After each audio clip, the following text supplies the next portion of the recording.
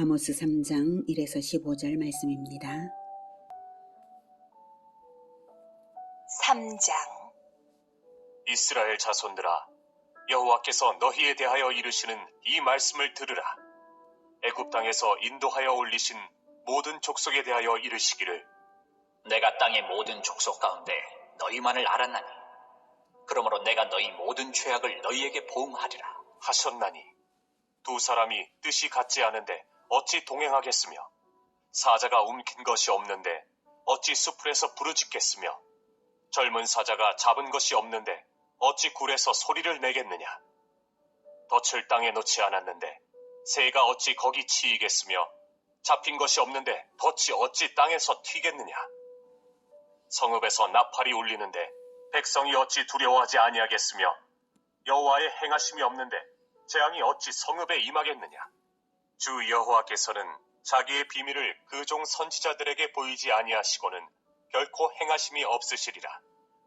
사자가 부르짖은즉 누가 두려워하지 아니하겠느냐. 주 여호와께서 말씀하신즉 누가 예언하지 아니하겠느냐. 사랑하는 형제 여러분, 1월 10일 화요일 새벽 묵상에 오신 것을 환영합니다. 1, 2장에서 아모스는 이스라엘 주변의 이방 6개국과 남유다 그리고 이스라엘에 대하여 개괄적인 심판 선언을 했습니다. 각 나라의 서너 가지 죄로 인하여 심판을 돌이킬 수 없으심을 강조하셨는데요. 하나님은 공의의 하나님이신 것을 알 수 있고요.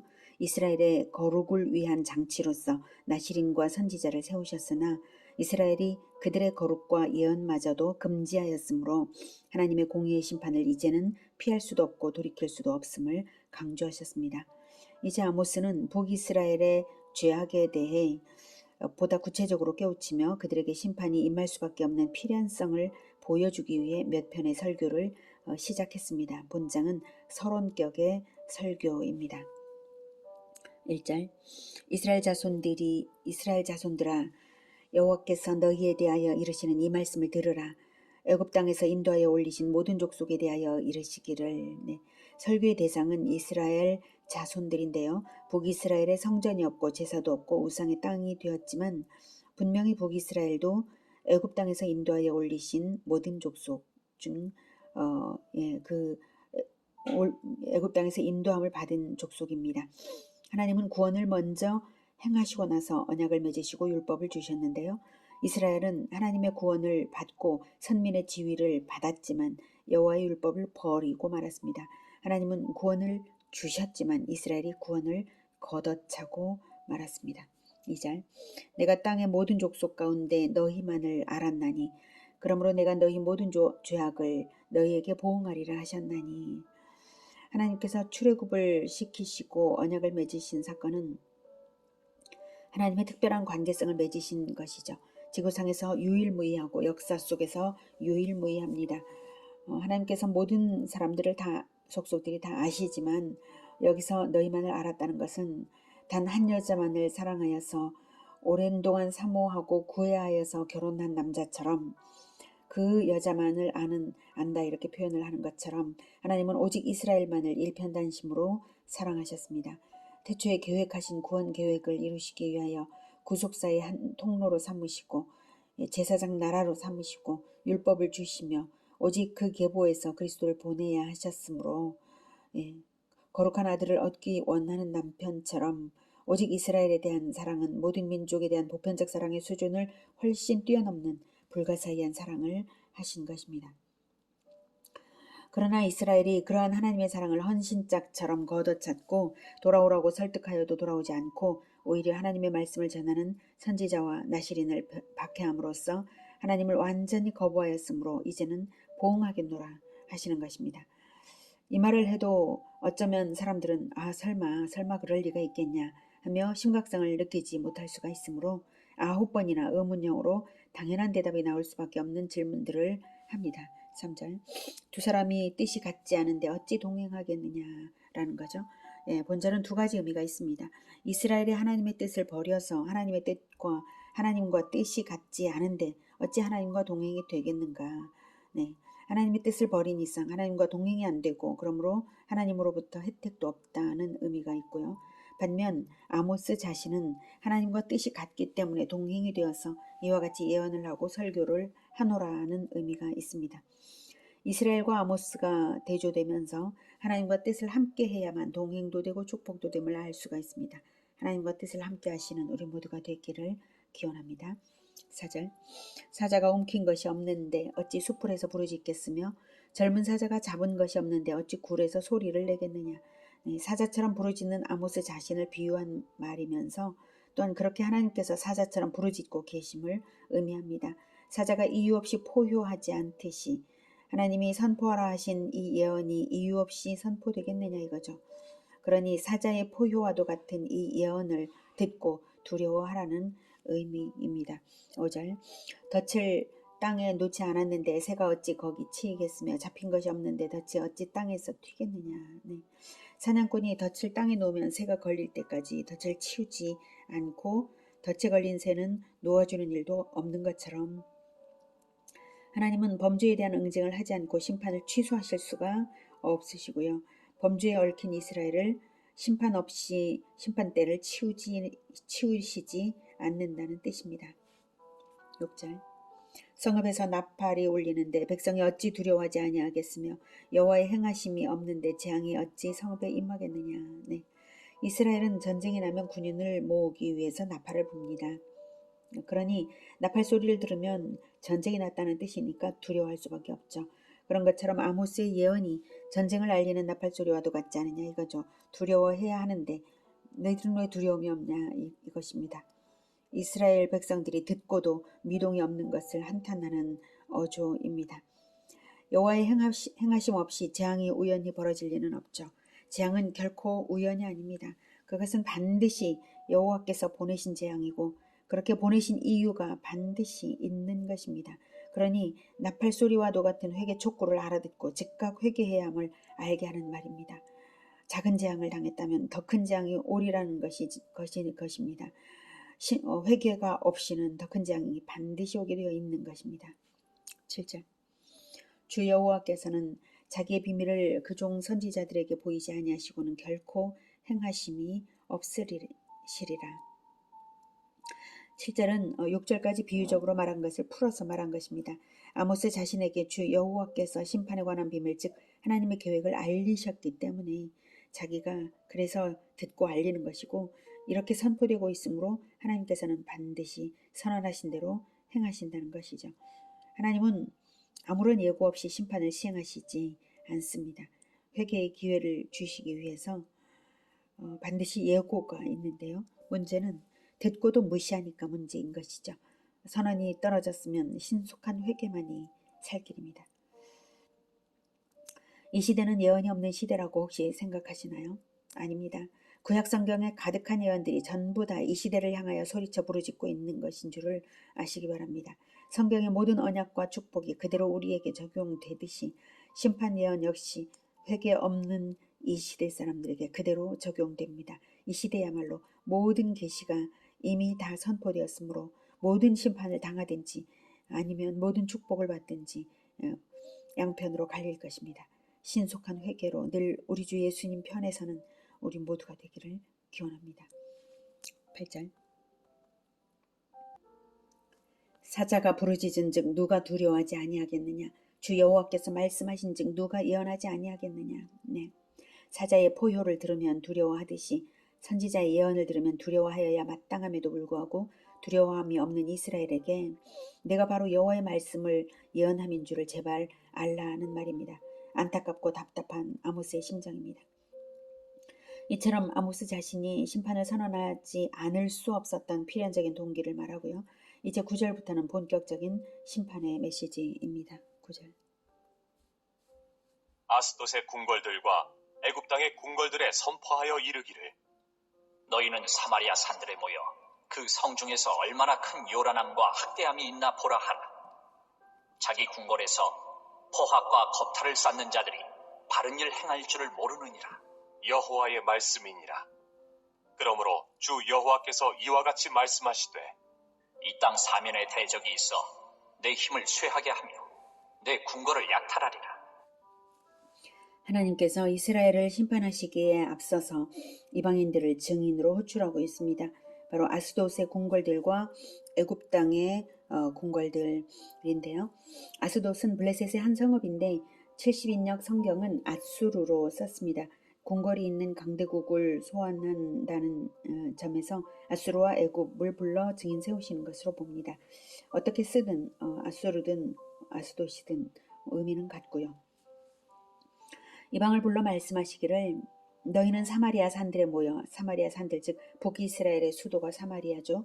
거기에 모이라는 것은 이스라엘을 살펴보라 이것입니다. 그 성 중에서 얼마나 큰 요란함과 학대함이 있나 보라. 네. 북이스라엘에 마치 전쟁이 난 듯이 무질서와 혼란 그리고 강자의 포악함이 있는 것을 보라는 말씀입니다.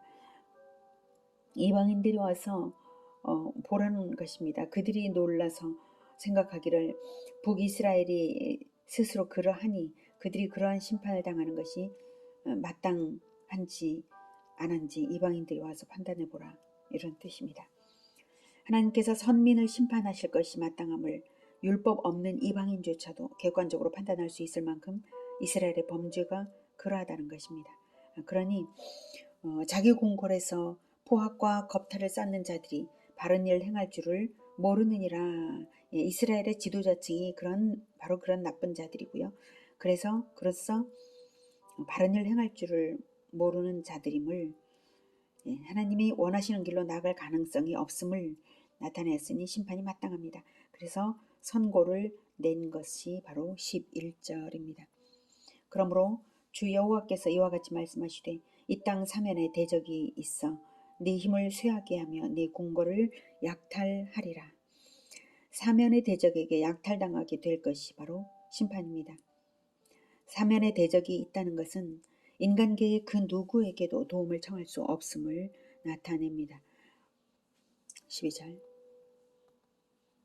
여호와께서 이와 같이 말씀하시되 목자가 사자 입에서 양의 두 다리나 귓조각을 건져낸과 같이 사마리아에서 침상 모서리에나 벌상의 방석에 앉은 이스라엘 자손도 건져냄을 입으리라. 주 여호와 만군의 하나님의 말씀이니라.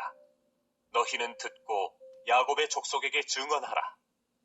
내가 이스라엘의 모든 죄를 보응하는 날에 베델의 제단들을 벌하여 그 제단의 뿔들을 꺾어 땅에 떨어뜨리고 겨울 궁과 여름 궁을 치리니 상하 궁들이 파괴되며 큰 궁들이 무너지리라. 여호와의 말씀이니라. 12절은 건져냄을 입으리라 라고 했으므로 얼핏 느끼기에는 건져냄에 초점이 있는 듯 보이지만 실은 사자 입에서 건져내는 것이 온전한 생명이어야 건져낸 것이지 두 다리나 귀 조각이 엄밀한 의미에서 건져내어진 것이라고 말할 수가 없는 것이죠. 불행 중 다행으로 건져내어졌어도 비참한 인생을 살게 될 것은 뻔한 것입니다. 네, 그 중에 건져냄을 입은 자들은 이스라엘 자손입니다. 그들은 침상 모서리에 있으면 떨어지기가 쉽잖아요. 그렇게 떨어지기 쉬운 위치에 있어도 그들은 진정한 이스라엘 자손이라면 건져냄을 입게 되는 것인데 참된 이스라엘이라면 하나님의 다스림을 받는다는 이스라엘이라는 말 그대로 낱말의 의미 그대로 바로 그러한 이스라엘 자손은 건져냄을 입고요. 그 외에는 결코 건져냄을 입지 못한다는 말씀입니다. 너희는 듣고 야곱의 족속에게 증언하라. 이방인들에게 명하시는 것이죠. 야곱의 족속 이스라엘 지파들이고요. 변화받지 못했다는 의미로 야곱이라는 이름으로 사용을 하신 것입니다. 그러므로 야곱의 족속이라고 표현된 남유다까지 포함한 개념입니다. 이스라엘 자손은 건져냄을 받는데 야곱의 족속은 심판당합니다. 14. 내가 이스라엘의 모든 죄를 보응하는 날에 베델의 제단들을 벌하여 그 제단의 뿔들을 꺾어 땅에 떨어뜨리고 심판의 제1표적은 베델의 제단들입니다. 여로보암 1세가 만든 베델의 금송아지 제단을 비롯한 우상의 제단들입니다. 이것을 가장 먼저 표적 삼으시는 것은 북이스라엘 첫 왕의 우상 숭배 주도 행위로 인하여 온 이스라엘이 본받게 되고 그처럼 대를 잇게 하여서 전체를 망쳐 놓았기 때문입니다. 둘째 표적은 겨울궁과 여름궁을 치리니 상하 궁들이 파괴되며 큰 궁들이 무너지리라. 여호와의 말씀이니라. 네. 겨울궁과 여름궁은 북이스라엘 상류층이 계절별로 좋은 환경을 즐길 수 있도록 지은 극단적인 사치를 보여주는 궁궐들입니다. 상하궁은 아합 왕이 지은 궁입니다. 이렇게 백성을 포악과 겁탈로서 다스리며 사치방탕한 정치계의 심판을 선포했습니다. 심판의 제1표적은 변질된 종교계이고 심판의 제2표적은 무자비하고 탐욕스러운 정치계입니다.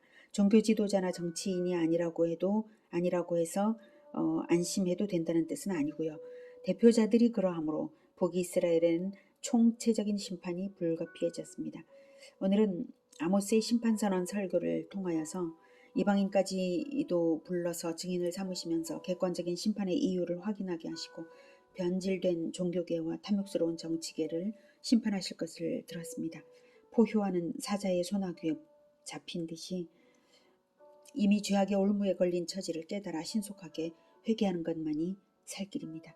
그리고 이 사회에 대한 중보의 책임을 가진 교회로서 종교 지도자, 정치 지도자들을 가장 올바른 사람들로 세워내도록 자녀 세대를 올바로 길러내야 하겠습니다. 종교와 정치의 지도자들을 바로 세우는 것만이 나라가 살 길입니다. 이 나라가 살 길은 그것입니다. 지도자가 바르지 않고도 바로 세워지는 사회는 없는 것입니다. 우리가 바르게 하고 또한 바르게 세우는 참된 이스라엘이 되기를 기원합니다. 기도하겠습니다. 심판주이신 하나님, 그러나 또한 회개를 촉구하시며 간절히 기다리시는 하나님, 오늘도 하나님의 말씀을 깨닫게 하시니 감사합니다. 하나님의 심판이 결코 이유 없이 포기될 수 없다는 것을 다시 한번 확인했습니다. 그리고 또한 지도자들의 범죄가 온 나라를 망치는 것도 다시금 느끼게 하여 주셨습니다. 하나님, 우리가 아모스처럼 하나님의 뜻과 하나님의 뜻을 내 뜻으로 공유하며 또한 올바르게 행하여 올바른 지도자들을 세워낼 수 있게 도와주시옵소서. 이 나라와 이 지역사회를 불쌍히 여겨 주시옵소서.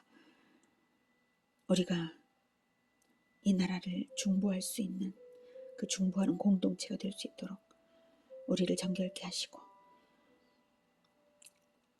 우리를 오직 하나님 뜻에 합당한 그러한 자들로 세워 주시옵소서. 이 사회가, 이 나라가 멸망하지 않도록 주님 긍휼을 베풀어 주시옵소서. 예수님의 이름으로 기도드립니다. 아멘. 이어지는 시간은 개인 기도 시간입니다.